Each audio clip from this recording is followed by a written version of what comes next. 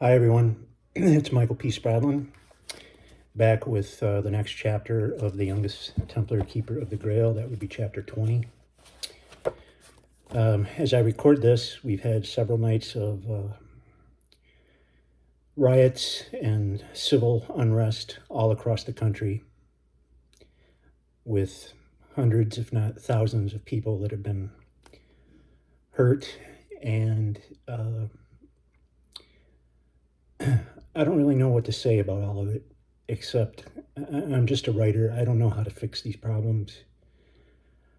I don't know how to correct racism or make it stop.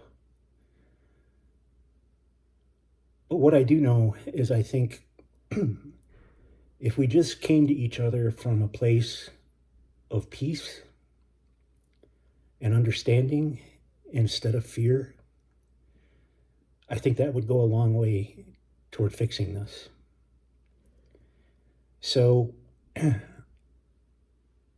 I hope these stories are giving you a little bit of relief from all that's happening out there. I hope you're all safe. I hope that you're all healthy.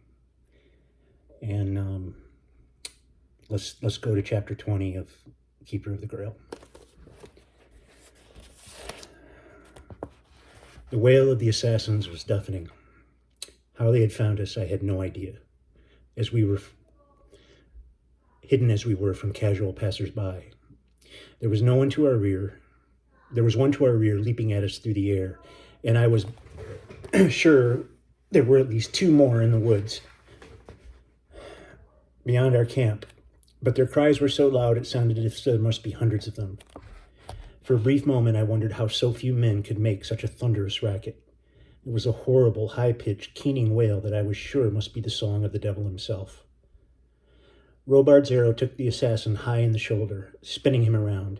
He landed a few feet away on his back with a resounding thud. The twin daggers he held in each hand bounced on the ground, spinning away from his body.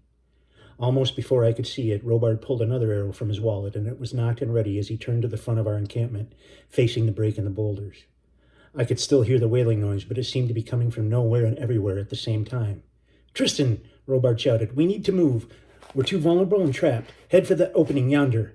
He pointed with the arrow on his bow toward a small clearing in the woods, perhaps 30 yards away from where we stood. I had seen my share of battle with Sir Thomas and the knights, and I knew that Robard had as well, but it seemed foolish to me to leave the safety of the rocks. Then from behind us I heard a clawing sound, clearly another assassin climbing the boulders to come at us again. At that moment, Robard's plan seemed the best of several bad options. "You take a running start and tuck and roll out of the opening. I'll follow behind with the bow. I expect there will be at least two of them on either side, thinking they'll capture us as we run out. We'll need to surprise them. You go first and take the one to the right. I'll come behind you and take the one on the left." "Me first," I said. "Why not you first?" I found several parts of Robard's plan to be lacking, starting with the part where I rolled out of the boulders first. "Tristan," he shouted again, "I'll cover you." "Okay, ready," I yelled back. Obviously, it was a lie. I was most certainly not ready. I wanted to take a moment to think of a different plan, but the wailing grew louder, more insistent, and I had no better suggestion. I backed up toward the rear wall of the rocks, keeping an eye over my shoulder lest the assassin behind us now show himself. Reaching down, I slung the satchel over my neck and shoulder. With a running start, the short sword firmly in my hand, I sprinted toward the opening of the boulders. Just before I cleared the gap, I dropped to the ground and rolled through. I did not see, but heard and swore I could feel the whooshing sound of a scimitar swooping through the air where my head had been only an instant before. I heard the clang of steel on rock as I came to my feet, spinning to face my attacker. It happened almost exactly as Robard had predicted. Two robed assassins stood on either side of the opening. In an instant, they both leaped at me, scimitars raised, and I ducked underneath their wild swings. I heard and felt something go whizzing past my ear. Then an arrow appeared in the back of one of the assassins. Robard had found his mark quickly. The remaining assassin came at me with his sword moving in a vicious downward arc. I blocked the first swing, but as before in the streets of Acre, a scimitar is a much heavier weapon than the small sword I held, and the force of the assassin's blow sent it spinning from my hand. Now I was defenseless, for I had left Sir Thomas's battle sword inside the ring of boulders. The assassin's momentum toppled him into me, and I grabbed at his arms, grappling with him, too late realizing I was between Robard and the attacker. He would not have a clear shot. The assassin broke free of my grip, jumping backward. He screamed in fury, raising his scimitar again and lunging at me. I darted backward. His eyes, all that I could see of his face through his turban and veil, went wild with anger. I was momentarily frozen in fear. Behind me, I heard Robard yell, "Tristan, move! I can't get a clear shot!" But there was nowhere for me to go. The assassin was lunging again, driving me back between the rocks. I spotted my sword a few feet away. Too far. I wanted to remind Robard that I had been against this plan from the very beginning. However, I doubted the assassin would allow me any time to rebuke my friend. The assassin swung his scimitar at me with two hands.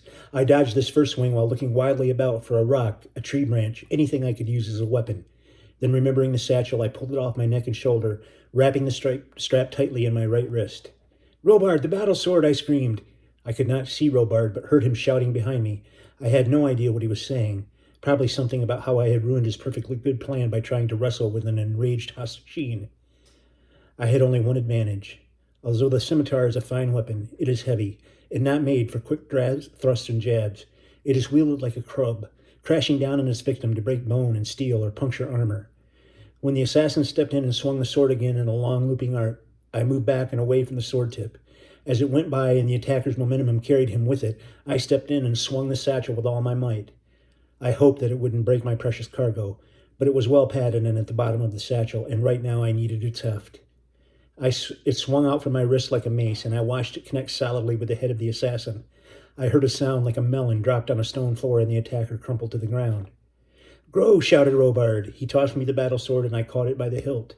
I turned and ran, throwing the satchel over my shoulder and scooping up the short sword as I passed by. We sprinted to the clearing and stood back to back, making a slow circle, watching the woods for any sign of more assassins. We knew that at least 4 attackers had set upon us. Robard had shot 2, and I had managed to knock 1 unconscious. The woods were quiet. The keening wail of the assassins had stopped as instantly as it had started. The night grew darker, and it was getting harder to see. A black-clad figure plunged through the opening in the rocks. No arrow protruded from him, so it must have been the one I had heard climbing from the rear.